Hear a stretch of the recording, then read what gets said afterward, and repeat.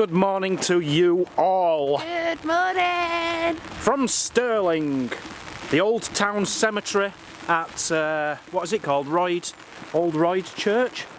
Rood Church? Don't know. It's a very rude church. It is called Holy Rood Church. That is over there. I can't really show you because it's throwing it down. In fact, I'm going to turn this off and I'm going to come back when rain stops. This is ridiculous. Yeah. For anyone who doesn't believe that it's raining, look at the rainbow.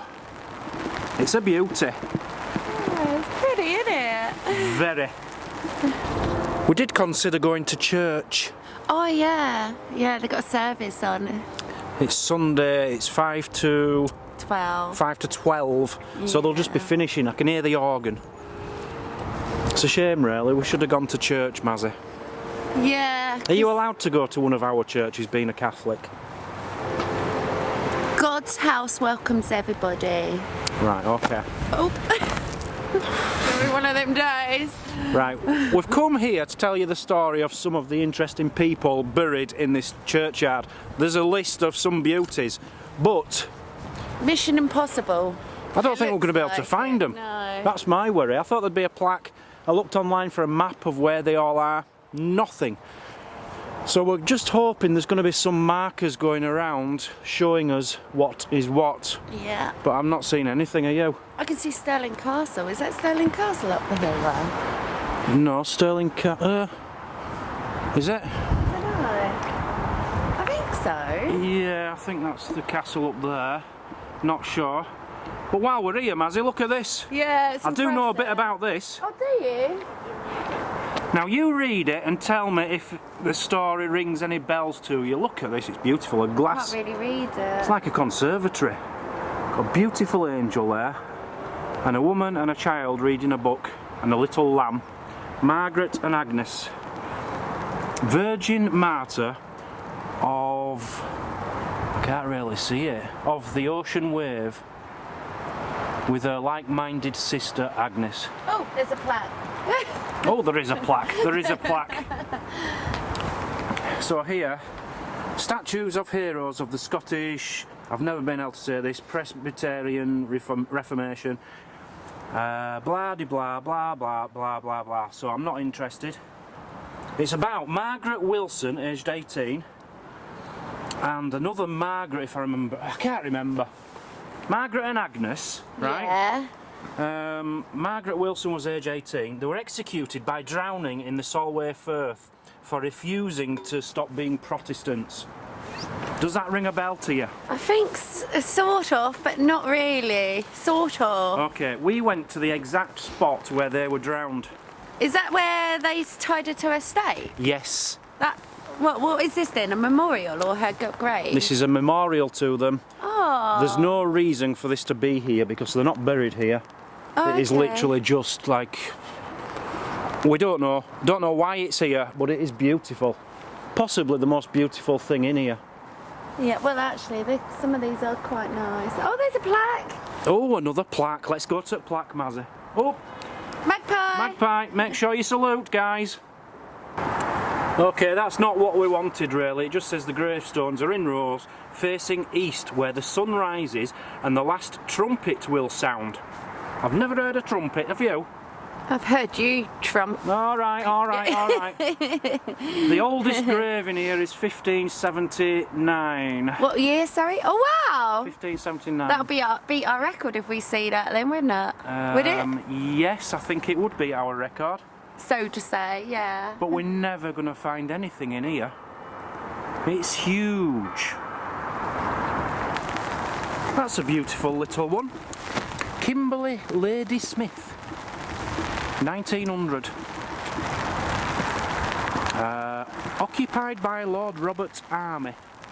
It's not what I'm looking for though, Mazzy. I've got about 6 stories to tell and I can't find anyone's graves. Come up here and we'll get a swoop of seeing how big this place actually. We might be able to spot plaques, mightn't we? Might do. So this is the best viewpoint. See the church there. And it just gives you an idea of exactly how big this graveyard is. How are we going to find anything? So we're just going to start next to the church and work his way through, see what we'll come across. Very nice one there, 1732. Going to see a lot of hourglasses and a lot of skull and crossbones in this churchyard. We found one, Mazzy. Yes. John Cowan. 1570 to 1633. Very important man in Stirling. We actually passed his house the other day, but we didn't stop to take pictures of it. It was just outside the centre, but interesting man. Right, do you want to know about him? He was a merchant and a benefactor. His dad had a shop on Broad Street, you know, right in the centre. That's where they used to hang people. Yeah, where the hung people and Yeah. the May Cat Cross was. His dad had a shop there which was like the Harrods of its day. And they used to supply the royal palace. John took over the business when his dad died in 1617, and he had his hands in loads of pies, right? He was the landlord to loads of people around Stirling, and he wouldn't think twice about evicting them if they didn't pay. He became the chair of the council and the dean of the guild, which basically meant he could regulate all the trade in the town. He was a very, very, very, very powerful man. He sounds nasty. Well, he was rich. He was rich. He was also the main banker and moneylender in Stirling. He also controlled the ships, had a lot to do with the shipping around here, and he was pretty much a legal pirate. Right? And he never married, but he did have a kid with one of his maid servants. He was a trader, a landlord, a banker, a ship owner, a privateer, a politician, but he was most remembered for his charity work. Oh, just Yep. as I was beginning to think very different of the man. So he was a very, very, very rich man, clearly. Not clearly, you'd imagine he'd have a better grave than that. You'd think so, wouldn't you? Yeah. But the guy clearly pretty much ran Stirling. But he did a lot for charity apparently, so good on you, John. Rest in peace, my friend. That dude's trying to get out. This one's nice. Look at this, you've got 4 little figures on there. Very nice. Bit unusual, no date, skull at the top, crossbones at the bottom. Now we have, and there's another one there, look. But we have seen this over here, Mazzy. We have to go have a look at this because there is a little story. So this is a hospital. Or was? I'm glad we found this actually because it just carries on from the story of John Cowan. Yeah. Yeah. It's because of him this is here. He paid for it. John Cowan. Now I did read a little story. I didn't go into too much detail, but see the statue up there? I don't know if that's meant to be John. I don't know. But apparently it is said to move at New Year. Oh. Yeah. So if we'd have been here yesterday, we might have seen him moving, Mazzy. Oh, that's so freaky. What a beautiful building. The colour of it is fantastic. Yeah. And look at the amazing lamp there. Yeah, they're really. And the doors. Everything about that is lovely. Right next to the church. Just round the front of the hospital, you've got 2 cannons. It's not the kind of place you'd expect to find a cannon, is it, outside a hospital? Well, we were reading the story yesterday. The town had bought 4 of them. Yeah. This might be the other 2. It although might they be. don't look the same, so I don't know. These are from 18, I think it said 1835 on a plaque on the side of one of them. Oh, okay. Look It's at a lovely, this. isn't it? For a hospital, it's incredible. But look at the doors. And if you can see there, you've got, I can't remember his name now, is it John Cowan, JC? JC, Jesus Christ. Yeah, I see that now. Yeah. Is it Jesus Christ or is it John Cowan? I'm guessing it's John. Absolutely beautiful building.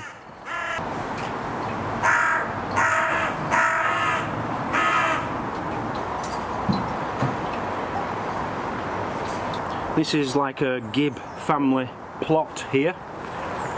And this guy here, James Gibb, died 1810.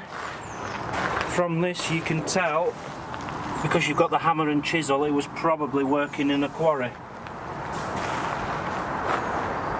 It's going to be very difficult to find the ones we're looking for, there's just so many. One of the grander ones here on the outside. John Sconce, 1729. Check the top out, look, with the ivy coming down and the skull. It looks incredible. Very nice. Right on top of the hill here. 1734. Look at that. Ooh. I don't know your name, but rest in peace. Another one in very good nick there. 1728. For such an old one, it's beautiful. What I'm noticing though, these kind of ones don't actually have writing or names. A lot Just of them initials. A lot of them don't, and I'm actually looking for one of a boy which doesn't have a name on it. But I've not found it yet. The condition of this is incredible for its age. 1687.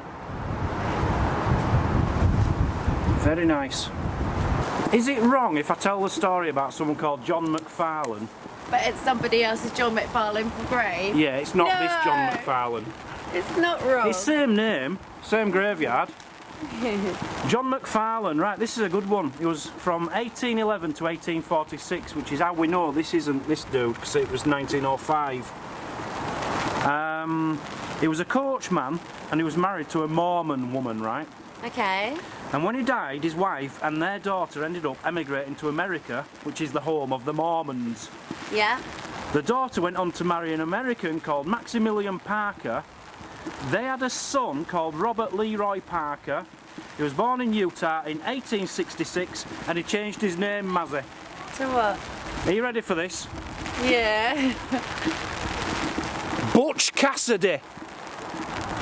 Butch Cassidy and the Sundance Kid. Haven't you heard of Butch Cassidy? I don't know. Oh, you should have heard of Butch Cassidy. Everyone out there's heard of Butch Cassidy, haven't you? Well, his great, is it his great? Just give me a second. What were he called again? Oh, I'm useless with my notes. Here he is. He became renowned as a horse thief, castle rustler and a bank robber. Oh, okay. And John Mcfarlane was Butch Cassidy's great uncle. Oh, so he's in here then? He's in here. And it's not this John Mcfarlane, but it's someone very much like him. That's best I can do, Mazzy, without finding his grave.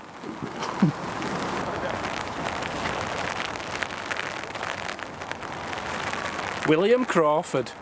Well, it's not, it's actually Andrew Crawford, but he'll do.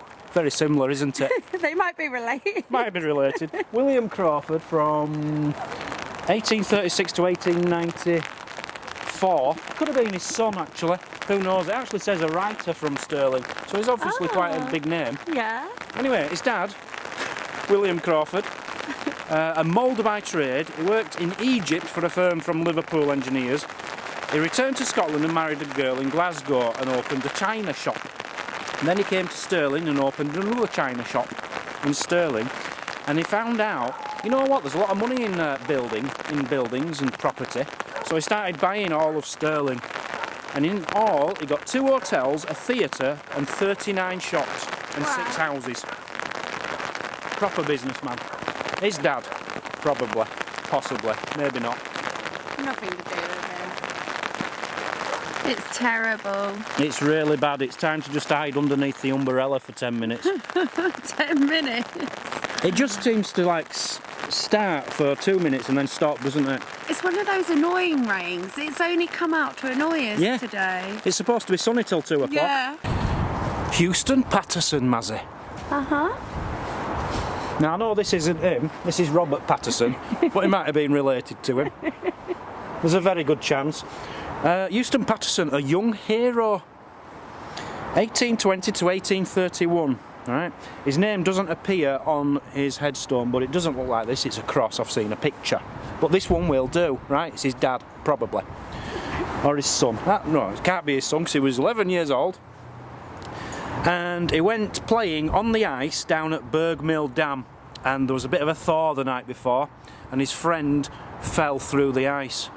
Now this young lad, who was 11 years old, dived in after him to try and save his life. Oh. Yeah. That's But he, bravery. very brave for an 11-year-old, but he got stuck as well. Someone came along and saved his friend who was called Tate, but they couldn't save the young lad, this Houston Patterson. So he did die, unfortunately. They could see him struggling underneath the ice, but he was out of reach of any help. And they couldn't get his body out until after the dam had been drained. Sad story. But what a hero. And that's probably someone related to him. It's not him. Let's just find another grave, shall we? I don't know if they're going to fall for this one, Mazzy. Right, so here you've got John Mcfarlane. Right? He must have been very, very good friends with John Kennedy. Yeah, I agree. Must He might have been. Yeah, must have been. He actually died a year after John Kennedy, so there's a good chance they knew each other. Could have drunk in the same pub, shopped in the same shop. John Kennedy died in 1925, and he was known because a lot of people used to say to him, "Hey, mister, what's a banana?" Right? Right. Because this guy was a chief engineer on the White Star Line's ocean steamers, and he travelled all over the world. Good old John Kennedy. And he was also chief engineer on the first ship to bring frozen meat from New Zealand, as well as well-preserved fruits such as bananas. Oh. So he came home, and he had a constant stream of youngsters knocking on his door because one of his nephews had told all the kids in the village, "You should see these things what my uncle's got. They're like yellow things and they're round and you can eat them and they're lovely." So all local kids were knocking on his door asking if he could see a banana and what is a banana. I just thought that was quite a chuckly little story. You can imagine, can't you, bananas coming out for the first time. It's like a Big Mac nowadays. If no one had heard of a Big Mac and someone just came along with a Big Mac, you'd want to see it, wouldn't you? You'd want to taste it. Anyway, Rest in peace. that's his friend. Rest in peace, John. I don't think he knew him at all, I'll be honest with you. William Allen Coates. It's not the same one I know, the William I'm thinking about, but he probably knew him, right? William Moyes, a Titanic hero. He were on Titanic, Mazzy. Oh. He's in here somewhere, and he knows him. He's a good friend of his. He was the captain of his high school rugby club. Can you remember I showed you the high school? Yeah. Yeah, he went there, and his dad was a headmaster there. Yeah. And he was on the Titanic as a senior 6th engineer, and his job was to... Oh, I'm making a right mess here. Something to do with the lights, the dynamos on the lights, right? Yeah. And they said to him, "Right, abandon ship, leave your post, get out of here, we're sinking." And he refused to leave his post. He wanted to keep the lights on the ship as long as possible to try and help other people save their lives. Oh, lovely story. What a man, eh? He was only 24-year-old, and he on him. died on the Titanic, and they never found his body, which is why we can't find his grave.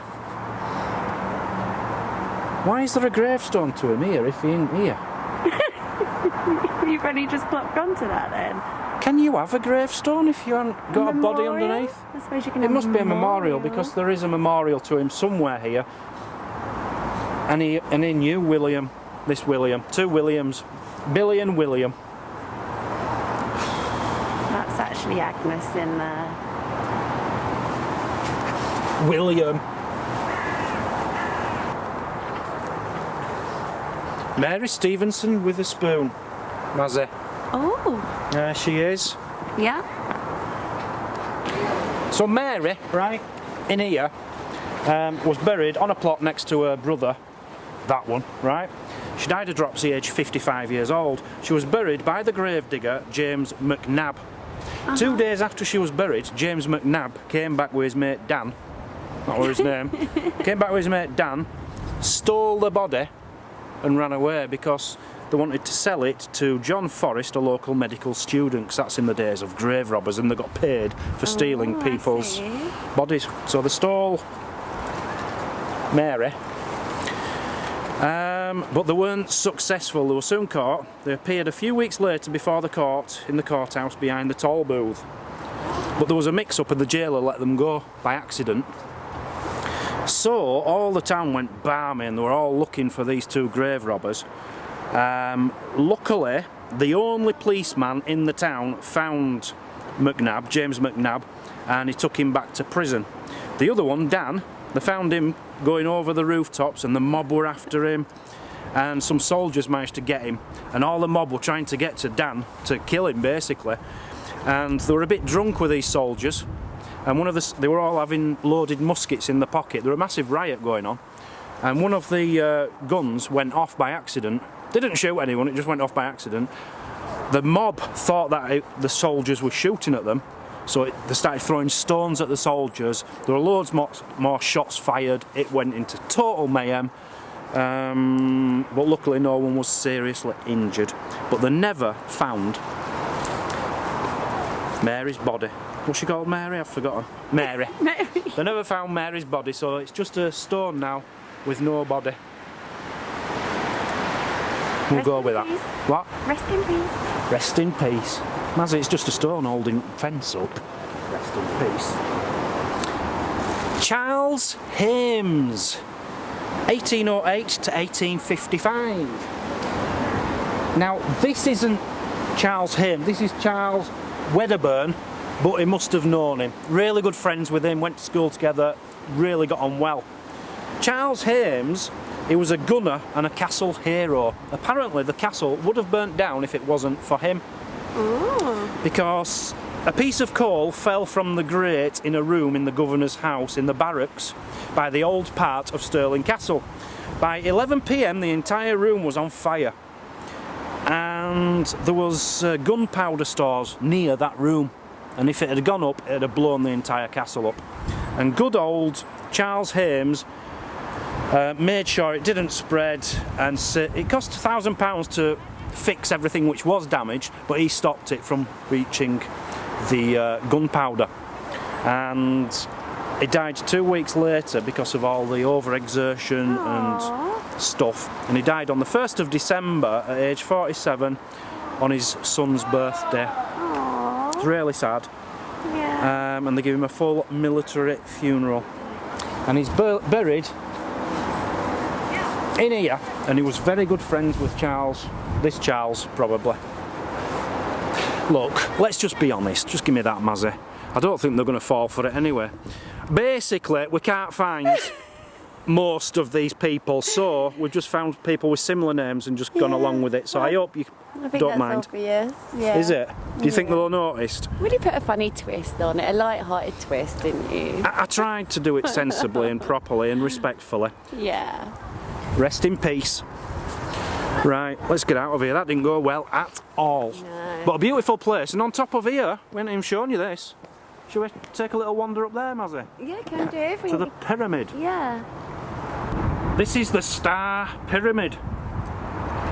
You don't see many pyramids in Scotland, but there's one here. It says Covenant Rest there, Rock of Ages there, some marbly bits inside.